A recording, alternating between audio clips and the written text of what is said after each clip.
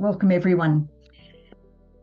What we're going to do today is just a revision of what we've done to date, and I'm just we're only halfway through our image design series, and we seem to be going down a rabbit hole of very detailed aspects of what makes good image design. So I just wanted to bring us back up to the top again, and so that you can get some sort of perspective of where we are within this journey of better photography and better design. I'd like to remind you that all of the lessons that we've done to date are on the website, and I've put the link up there. This enables you to go back after we do the revision today, and just if you've forgotten about a particular aspect, you can go back and just review it. And with the YouTube, you can just go through it quickly. If you don't want to listen to the whole 20 minutes, just go to the spot that perhaps you want to get some extra revision on. So we started off at the beginning of the year trying to distill what actually makes up an image and contributes to it. And we realized there was three major components. Most people think that a good image comes from the camera, and it's merely a tool. Other people think that a good image comes from having a fabulous subject, and often people say to me, I don't go to very nice places, so I can't take good photographs. And the other thing that makes up an image is you. And what we actually discovered, that it's the fairy dust in making a good image is yourself. It's you that, by looking at the world and your capability of managing a camera, adds the fairy dust to make an image amazing. And you often see we can go to the same place and different people will photograph the same thing, but end up with a completely different image, with a completely different narrative, because they've used their creative side of their brain to interpret that environment and really distill what are the elements within it that can make it an amazing image. And they've used the analytical side of their brain to get the camera settings that really enable that image to pop. So we discussed that most of the image design, or most of making a good image, comes before you actually press the button, in actually designing an image and making a decision on what you're trying to show the viewer, what attracted you to that particular subject in the first place. And you need to work out where you're going to stand, when you're going to press the button, how you're going to frame it. All of that has to happen prior to actually pressing the button. So most of the image, it can sometimes take 10 minutes to get it right before you actually press it. The three elements that we said that made up a good image was the timing, and that can just often mean the lighting that you use, or clicking the button at the exact point that you have an intersection of subjects that are in exactly the right position in the image, or it may be an expression on someone's face. The other aspect that makes a good image is the aesthetics of the image, and we're currently at lesson 8 looking at the aesthetics of the form and shape and groups and texture and scale. The other aspect is the narrative, and this is really where the fairy dust lies, is how do you do an emotional connection to the viewer and get their engagement. So you have to consciously think about what you want your image to say, and that will impact a lot of your decisions in terms of how you actually photograph it from a camera perspective, what exposures, depth of field, focus point, etc., that you actually engage in. And you need to be able to transpose the narrative that you've got in your head to your camera settings. And after you've finished shooting, you need to then review what you've got and look back at what you wanted versus what you got. And you may need to reshoot again. You may need to change the aspect ratio, where the depth of field, how deep that is, the position that you're standing, just to ensure that you've actually established the right narrative that you want and that you've optimized the image aesthetics. So we've fairly well explored, and we're going to go into just quickly reviewing our frame and perspective and layout. And we've got to shape and form, which we're doing at the moment up to lesson 8.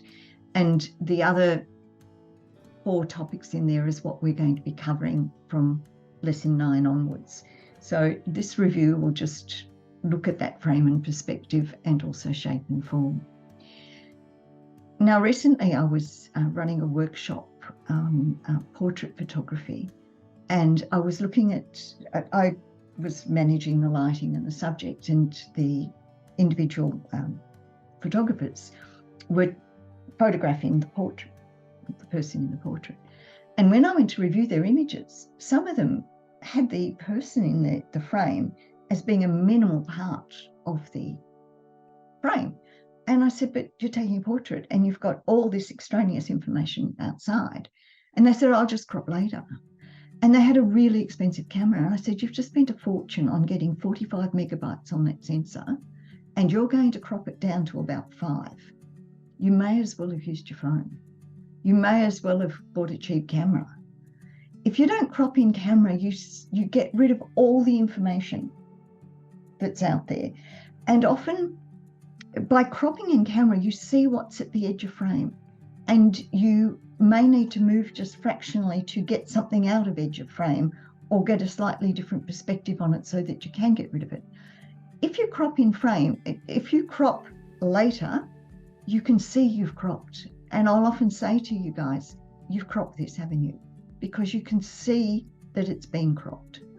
So if anything comes out of revision today, crop in camera. And that might mean walking to and fro sideways or zooming, but get your composition right as much as possible in camera. Sometimes if you know you're using wide angle leads and you may get some distortion, then just widen the crop slightly after you've decided on what you want so you can straighten it later in post. But crop in camera, it's really important. Also, the cropping in camera allows you to really focus on the narrative in the story and the aesthetics to make sure that anything that doesn't contribute to the story or doesn't contribute to the aesthetics, get it out of the frame before you start. And I really emphasize to you to try and get that grid up on the back of your camera. Find out how you do that so that you can optimize your design while you're shooting. Decide on the whether you're going to be shooting portrait or landscape. This was the other thing in the portrait workshop that I was running. The subject was sitting on a chair and was obviously, it was a portrait style, and they were shooting landscape. And I said, why are we shooting landscape? Because they always hold their camera that way. And I said, no, you switch it up and down depending on what you're actually taking. And I usually take a few of what's the ideal, and then I just change it. You know, if I've been taking all portrait, I'll just try a landscape because it's going to cost me nothing, and it may actually give me another way of framing it. So think about the orientation with respect to the subject that you're actually shooting. Not only vary the frame, but also vary your perspective, whether you're shooting up, shooting down, looking straight on. Most people just hold their camera and shoot straight on. And I think, as we've seen in the last few weeks, people have been trying getting up high. I love getting up high. You get a completely different point of view, and it makes it a lot more intriguing shot. It gives a lot more graphical shot too by shooting from above. Shooting from down low and shooting up, and I'll show you some examples today of what we took at last week's workshop. And the other option is actually becoming the subject and shooting from a subject's perspective. So we saw that the perspective that you actually shoot from, whether it's shooting up or shooting down, has an emotional narrative to it. And we talked about the hero shot, which is when we are trying to emphasize the power of somebody, we shoot them from below, and it makes them a lot more powerful within the image and has an emotional communication of being powerful. When we shoot from above, we tend to minimize the subject and make them a lot more vulnerable. And you can see that's how parents see children. That's how taller people see shorter people. It's from above, and it minimizes them. Straight on has another emotional impact. It's almost like a peer group sort of narrative. So it's very important what you want to actually communicate in your image, of what perspective that you take.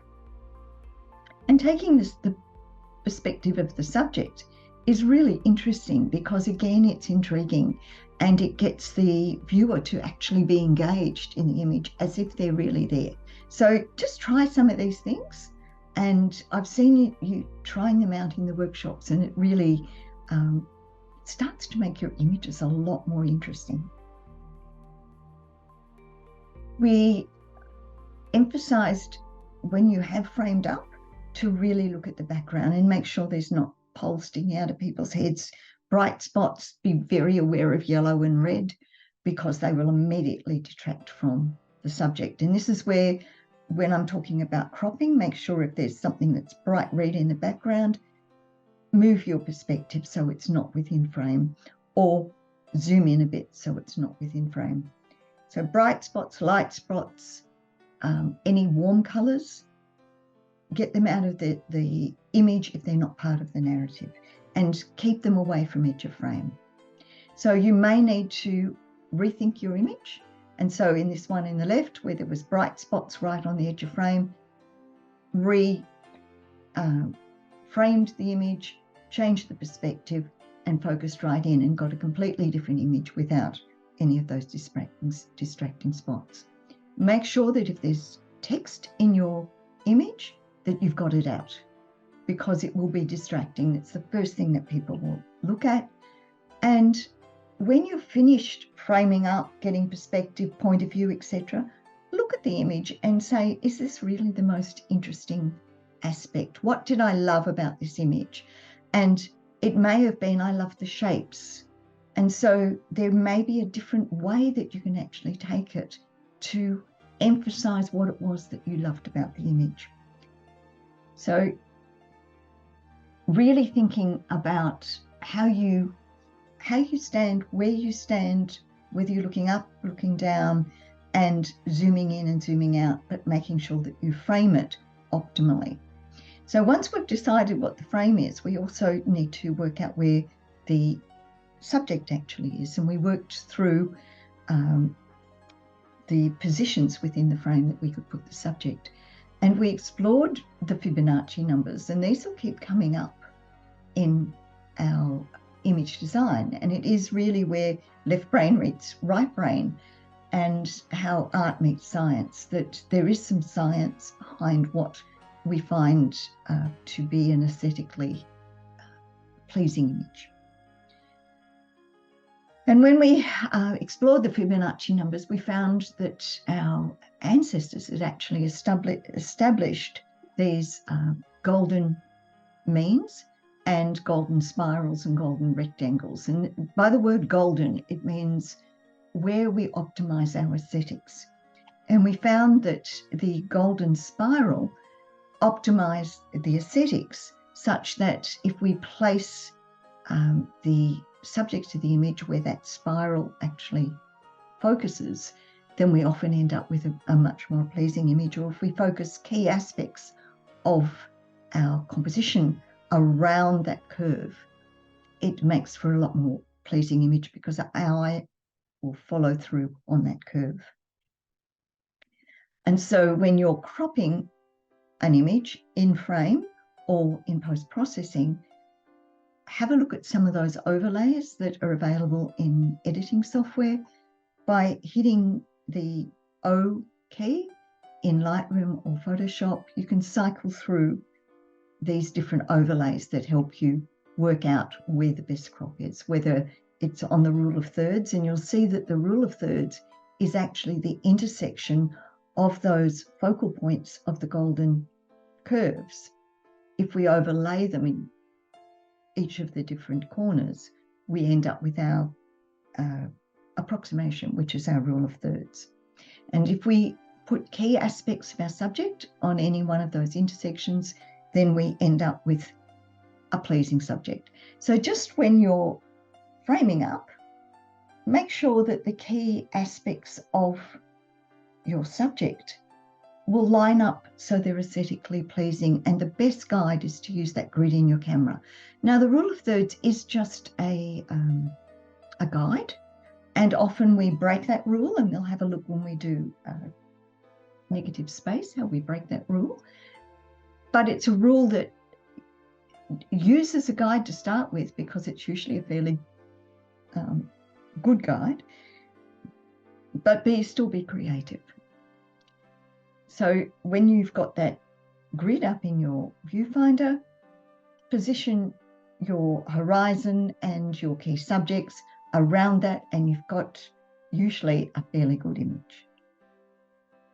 These are the different overlays that are offered in the different editing softwares, that by cycling through them, you can confirm that you've made the right decision in the crop, because you'll see that each of the different options will line up and give you line up the key aspects of your subject with the intersections of the different overlays.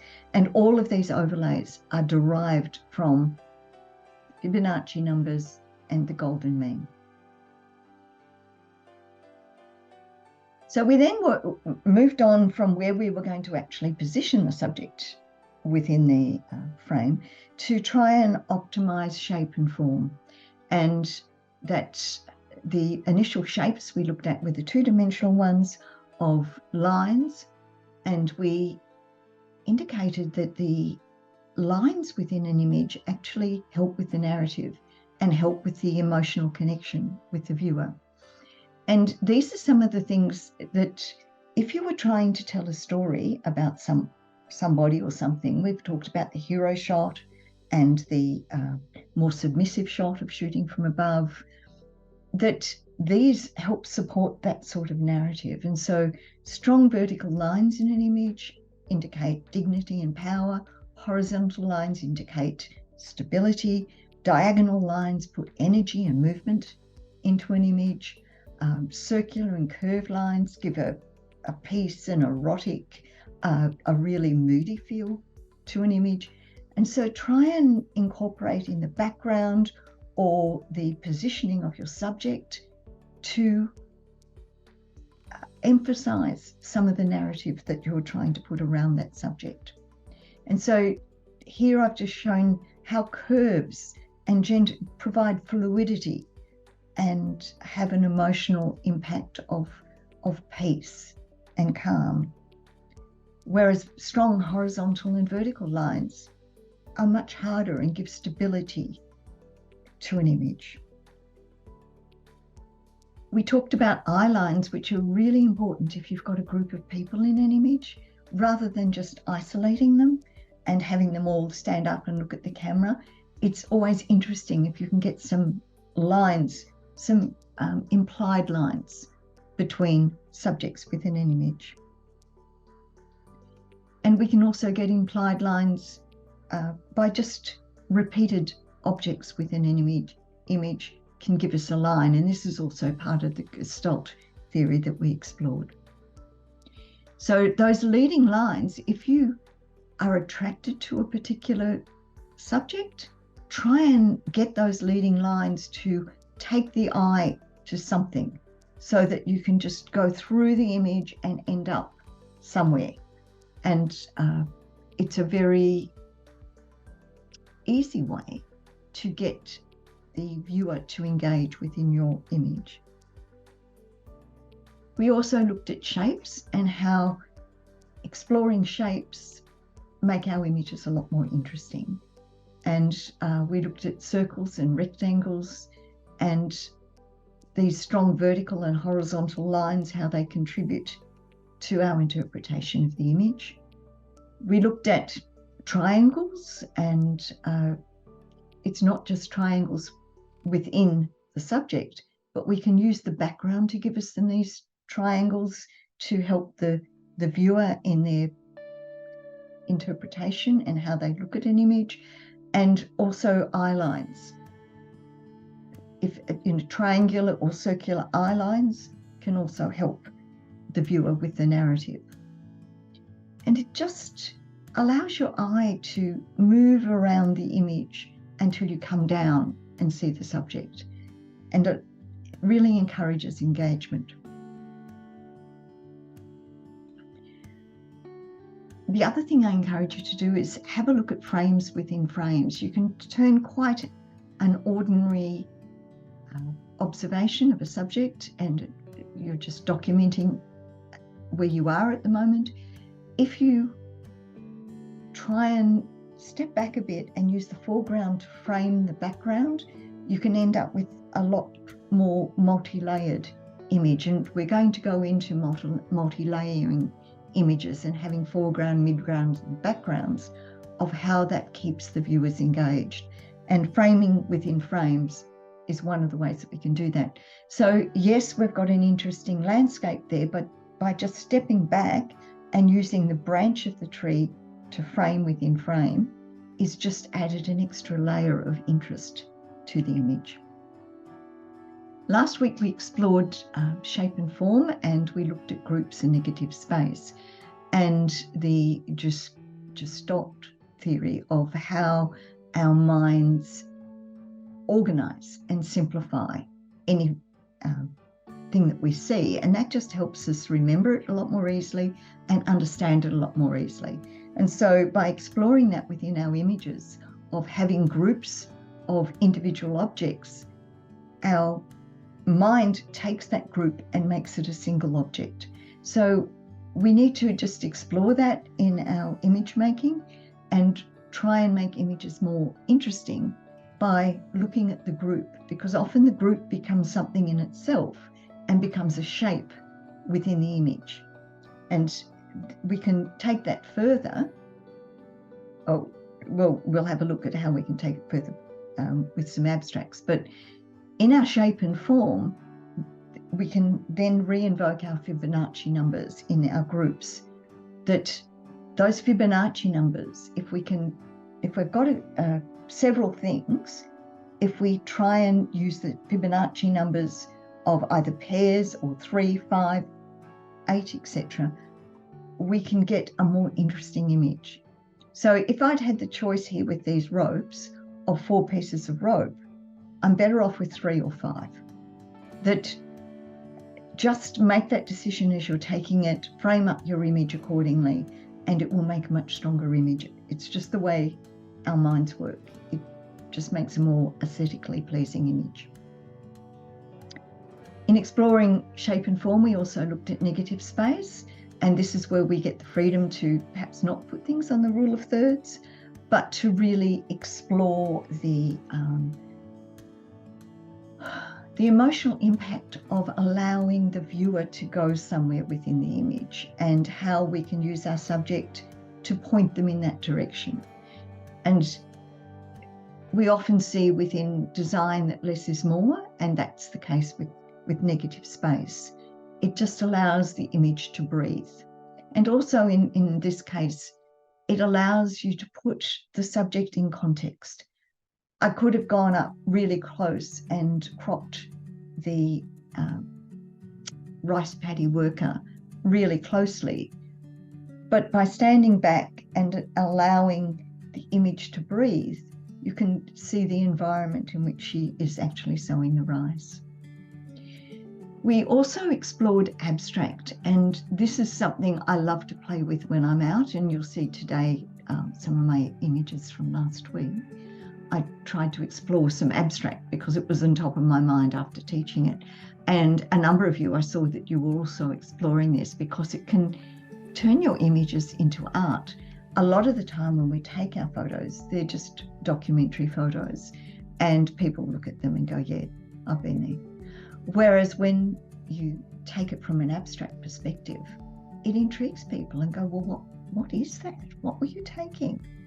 So we explored abstract in a number of ways, and one of the other ways is intentional camera movement, and that can really turn your sharp images into something that's quite painterly. And exploring that will give you images that you can start to put on the wall. You can print them and put them on your wall, and it's fascinating. The other thing that you can do with abstract is when you see something in something else, it's quite intriguing. And you know, these two images, I saw a fish and I saw a tree hugger, and that takes it from being purely documentary to adding another layer of narrative on our images. So from now on, we're going to keep exploring those topics in image design, and next week we're going to look at scale and weight and texture. But your homework for today is to go back and think about some of those aspects of design that we've explored to date, and try and memorize them. Try and have them at your back of mind so that when you're out shooting, that you can try and optimize them to really optimize your chances of having a really strong image design.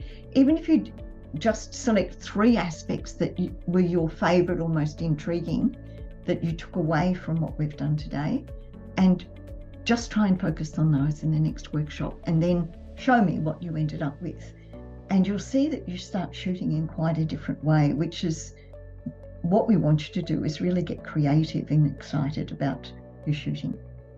So thank you, and I hope that you enjoyed the revision and it's prompted you to think about shooting in different ways.